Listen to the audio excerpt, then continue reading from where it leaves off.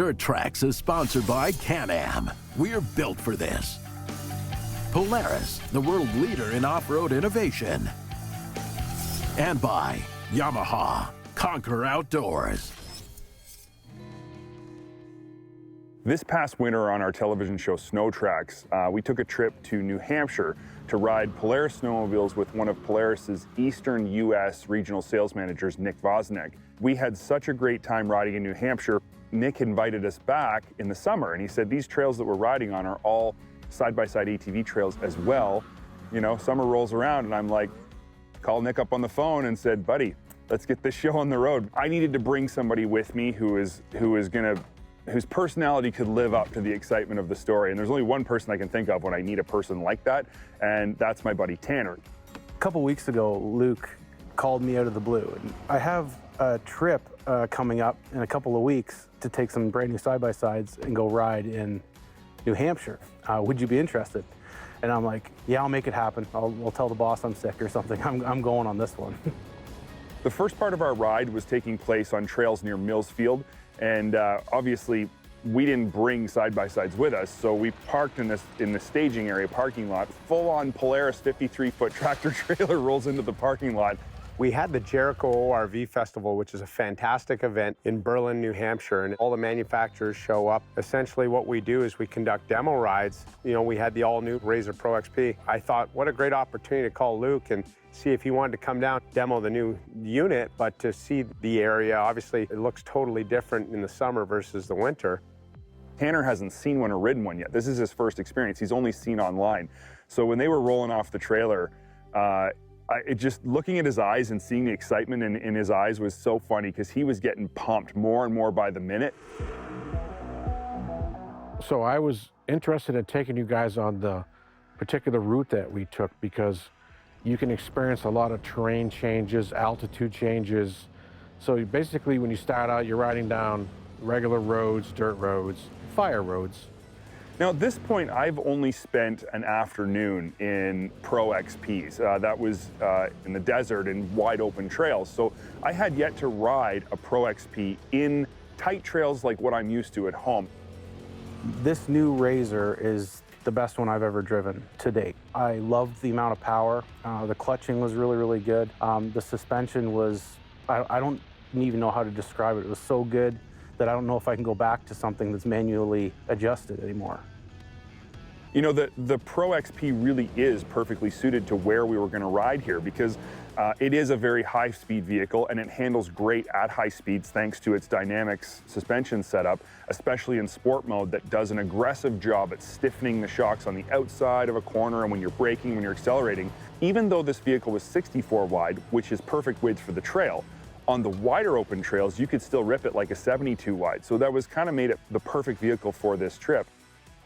The ride, the handling, the cockpit of this machine is incredible. I mean, with the steering wheel controls, our engineers did a fantastic job of listening to our customers, understanding what they liked, what they disliked, what they had for suggestions. We really came out with the ultimate machine of ride, handling, comfort, technology. I mean, it offers everything. And corner to corner, that 64-inch chassis is phenomenal. The sight lines are incredible. I mean, you can stay back from the rider in front of you because of the dust and just follow the ride command system because you can see where all your buddies are on the map.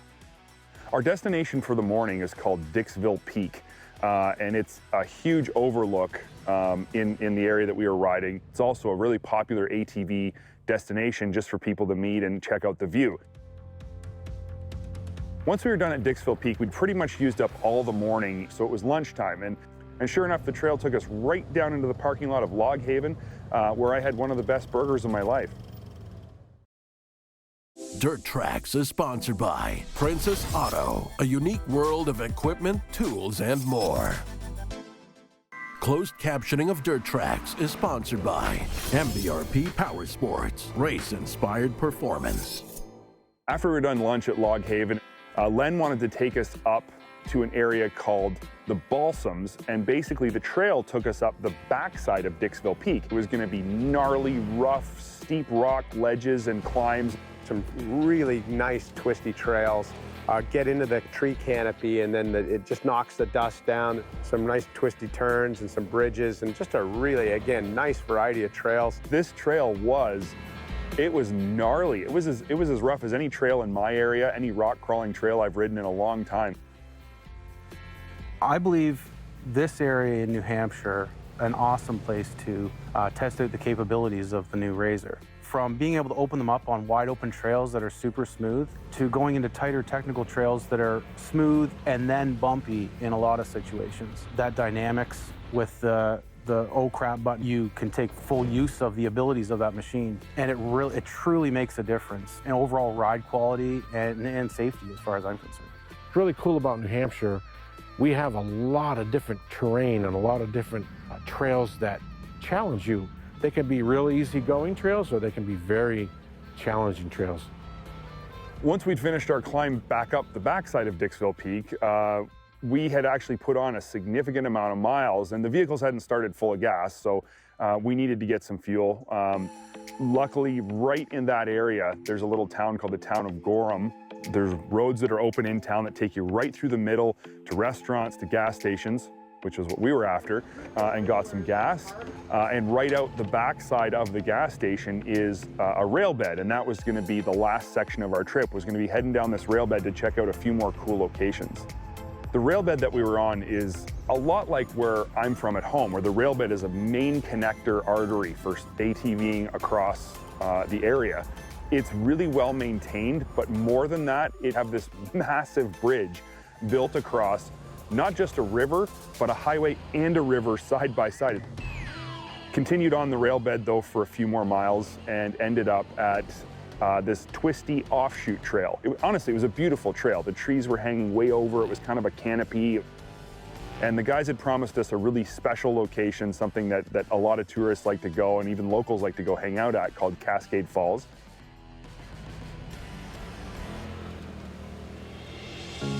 This is just a great waterfall, and again, this past spring it was really incredible. We had such tremendous snowfall this winter that the falls were rushing. The whole area ended up getting flooded out, but even today, late in the summer here, we're able to see some nice waterfalls, and again, just a nice spot to go visit. Now, Tanner and I, nothing's ever good enough just the way it is.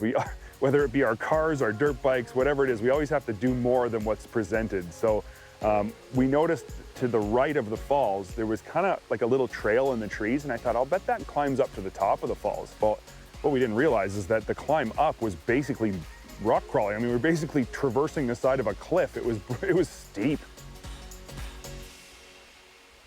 By the time we were done at the falls, we'd put on easily 85 miles, and that's a lot of miles for a relatively short morning and afternoon. So we knew we needed to get rolling. Nick had promised us another great adventure at his cottage. He's got a sweet wakeboard boat and a wake surfing board, and I'd never wake surfed before. Plus, we had been riding, it was hot and dusty. We were covered in dust. The idea of jumping in a lake could not have been more appealing at that moment. At the end of a long day, there's no better way to cool off and get rid of the dust than to hop in the lake. Fortunate enough to be able to bring Luke out here on Maidstone Lake here in Vermont, and I know he's been itching to go wake surfing, and part of our extracurricular activities involved a little wake surfing, a little wakeboarding. Luke did a great job, and I'm going to have to go out and hopefully not make an idiot of myself and show him up a little bit. Was a lot tougher than I'd thought. I've done wake surfing a few years ago. I tried it one time, and I thought I had the hang of it. The wake surfing, you're using muscles that you never thought you were going to be using. And my legs were absolutely killing me. This is what's so great about this industry that we're in, between snowmobiling and off-road vehicle riding. It's about making friends, about meeting new people, and spending quality time together. And we've done that on the trail and on the lake. And I hope the heck that he and the team come back again. I really do have to say a big thank you to Polaris though for organizing, through Nick, to have these units made available to us and have an entire 53-foot tractor trailer show up with nothing but Pro XPs in it just for us to use. So giving us the opportunity to actually do this story the way we did. I had a blast out here in New Hampshire and Vermont, Nick's palatial cottage. And this is something I'm never going to forget.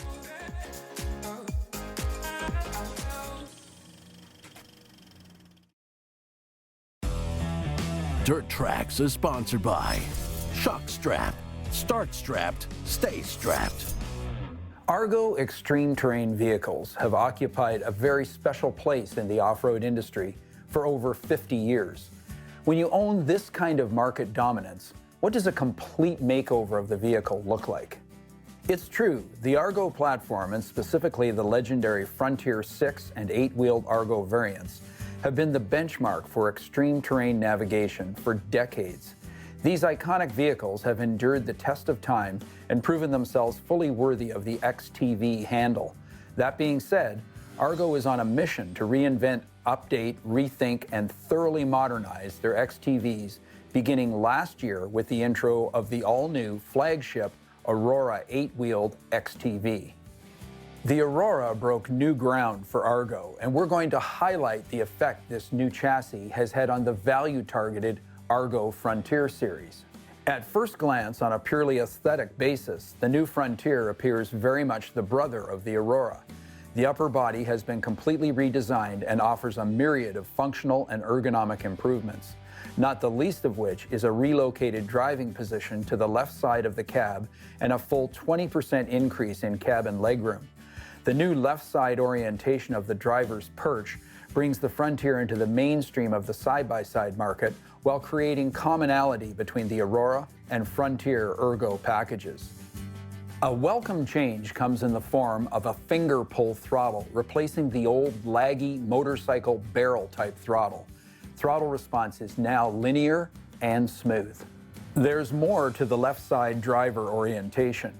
All primary controls are located on the handlebars. Engine start, brakes, and kill switch, as well as light controls, are located on the left side with a new start-in-gear friendly hydraulic brake lever now equipped with a parking brake. A tangible improvement for any ARGO aficionado is the molded plastic front seat base and contoured foam padding in the new seat bench. This new seat is significantly more comfortable and immeasurably more supportive for front seat occupants. The Frontier mirrors the Aurora with the inclusion of ARGO's all-new APS, ARGO Progressive Steering System. APS smoothly and progressively responds to rider inputs, eliminating the former jerky skid steer response. The new Frontier is available in both 6-wheel and 8-wheel configurations with your choice of 600, 650, and 700cc EFI V-twin power plants. A new ceramic-coated, fully shielded exhaust system delivers refined, throaty, and powerful engine response to the CVT and the ODG-built high-low reverse classic transmission. The Scout Series 6 and 8-wheelers can be ordered in mossy oak camo and come with a front rack, bush bar, and a Warren 3,500-pound winch. You need to drive the new Frontier to appreciate its quality feel, ease of operation, and its many common-sense integrated design improvements. In terms of durability, ARGOs are legitimately legendary. There is a ridiculously high number of 20 and 30-year-old ARGOs still in service. Having said that, the new Frontier gets an automotive-style, fully sealed wiring harness which resists moisture intrusion. The new Aurora Drive body features high-power, sealed projector beam headlights operated from the left side handlebar cluster. Mounted high on the new Frontier's console is a quality, sealed digital instrument cluster which clearly and concisely delivers information to the driver. In the last few years, ARGO has increased their line of authorized ARGO accessories. The new Frontier gets some notable and highly functional accessory racks. The new front-mounted cargo rack is a must for hauling gear to the camp. Front-mounted bush bars are a great addition for heavily wooded trails and deep bush navigation. As always, there's a front and rear mountable Warn winch and the legendary ARGO outboard motor mount. A full canvas cab enclosure, 6-foot snowplow, and molded rubber tracks are also available. The new ARGO Frontier is more than the sum of its parts. This high-value XTV is more capable, more versatile, and better at navigating extreme terrain than any previous Frontier model. Dirt Trax is sponsored by ARGO. Go anywhere. Since attending Honda's original Talon 1000X and R intro a year ago, I've managed to get a decent amount of seat time in various Talon units, but getting one on the ground at the Dirt Trax World headquarters had proved to be a bit difficult. Finally though, that shiny red beast rolled off the truck and not a second was wasted in giving it a thorough shakedown on my own turf. Today, I finally get to bring you Dirt Trax TV's first official test ride on a Talon 1000X. From the moment I laid eyes and hands on a Talon, there was no question it is built to a different standard than most sport side-by-sides on the market today. Top-level finish quality is evident everywhere, from the fit of the plastics to the tactile quality of the interior to the look and feel of the switchgear. These doors are a prime example of what I'm talking about. Sure, they're just a set of doors, but they close tight, they don't rattle, they're even nicely finished on the inside. The seats are comfortable and supportive. The passenger grab handle is a familiar single-post T-bar style unit, but where the competition simply uses a pin to hold theirs in position, Honda uses a clamping lever that holds it in position but also eliminates any potential for rattling. The dashboard is flashy with its color-matched center console, but even the switchgear isn't just cool-looking, it actually feels better than any other switchgear I've used. The dash is one of the few places I've found something to complain about with the Talon though. I'll just come right out and say it. Center-mounted gauges are not ideal, and I don't like them. On a utility vehicle, they are livable, but on a sports side-by-side where you need to be able to read your gauge at a quick glance, having it in the center of the dash means you have to look not just down, but also to the right to read it. The center mounting location is farther away than if it were directly in front of the driver as well. All of this is compounded by the tiny size of the LCD screen itself and the fact that it's jam-packed with way too much information to be read at a quick glance anyway, but this is the only gripe I have about the Talon's interior. The X after the 1000 decal on the side of the Talon means this is the more trail-focused 64-inch wide model. Where I live in Ontario, Canada, this unit makes way more sense than the wider and longer 1000R. A set of double A-arms produce 14.6 inches of travel up front, and a set of 3-link trailing arms produce 15.1 inches of travel out back. All of this is damped by a set of Fox Podium 2.0 QS3 shocks. This setup has provided an impressively plush and smooth ride in all the typical East Coast style riding conditions I've tested it in. From rough trails to fast fire roads and rail beds, I've found setting the QS3s to full soft offered a smooth ride without sacrificing big bump absorption. If you want to hit some jumps, just bump up the QS3s to medium or firm and you're good for a day at the track. Some would argue that the most important aspect of any sport side-by-side is its engine and transmission. And it's no secret that Honda uses some pretty interesting technology to transfer power to the ground. But before we get into that, I think it's important to understand where the Talon 1000X is positioned in the market and what models it directly competes with. At 64 inches wide and naturally aspirated, it's directly competing with models like the Maverick Sport X XC, YXZ 1000R, and Polaris's RZR XP 1000. All of these units make between 100 and 115 ponies, which means the Talon fits right in the middle of the pack when it comes to horsepower. But when you consider that the Talon utilizes a gear-on-gear transmission, not a CVT, it, like the YXZ, has a 15% horsepower advantage over the Can-Am and Polaris, essentially making the Talon the industry's second most powerful naturally aspirated sport side-by-side. That is nothing to scoff at, and it's certainly nothing to complain about. The 1000cc twin found under the hood of the Talon is built from a combination of parts from the Pioneer 1000 and Honda's Africa Twin motorcycle. Thanks to both strong twin-cylinder torque and Honda's DCT transmission, jamming your foot to the floor in the Talon will almost snap your head back as it accelerates with aggression. You would swear there's considerably more horsepower under the hood. The transmission is similar to what's found in both the Pioneer and Africa Twin as well, but with side-by-side specific programming. For the first time in my life, I have found that Honda's auto shift programming actually makes it easier to drive faster in all conditions when sport mode is selected. Shifts are faster and more aggressive. It holds the gears longer before upshifts, but downshifts faster on decel. It will also immediately downshift when you stab the throttle at higher speeds, but it happens so fast you won't even notice it. When I jammed the throttle at 55 miles an hour, it downshifted before my foot even hit the floor. That's impressive to say the least. I found in regular auto mode, it does suffer from the same never in the right gear, always shifting when you don't want it to issues I've found with other Honda DCT equipped units when you try to drive aggressively. With that said, if you drive more mellow, even the regular auto settings seem fine to me. A large cargo bed gives you more than enough room to take all your stuff with you wherever you go, and the inclusion of a roof as standard equipment means you really don't need to buy anything extra for your Talon before you leave the dealership. I think with the large number of direct competitors for the Talon, it only makes sense to end this test drive with some comments about value. The Talon 1000X retails for $20,000 US. A Maverick Sport X XC retails for $24,500. The RZR 1000 XP comes in at $18,600, and the YXE 1000 RSS will run you $19 grand at full retail. If you think about it, this actually makes the Talon 1000X one of the most competitively priced Honda ATV or side-by-side models ever. Every time I log more miles on our Talon 1000X, I'm continually impressed with how great a job Honda did with their first entry into the sports side-by-side arena. Other than the position of the gauge, there's nothing else I don't like about this side-by-side, and I suspect anyone else who gives it a try is going to agree with me wholeheartedly as well. Dirt Trax Television has been sponsored by Polaris, the world leader in off-road innovation, and by Can-Am. We're built for this.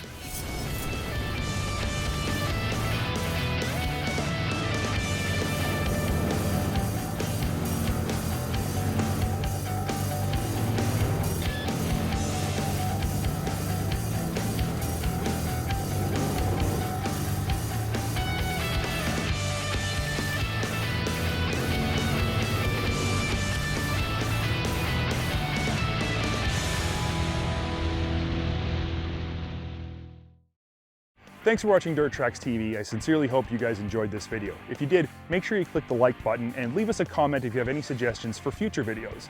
Also, turn the bell on so you can be notified of our future updates. Most importantly, in my opinion, is make sure you get out and ride.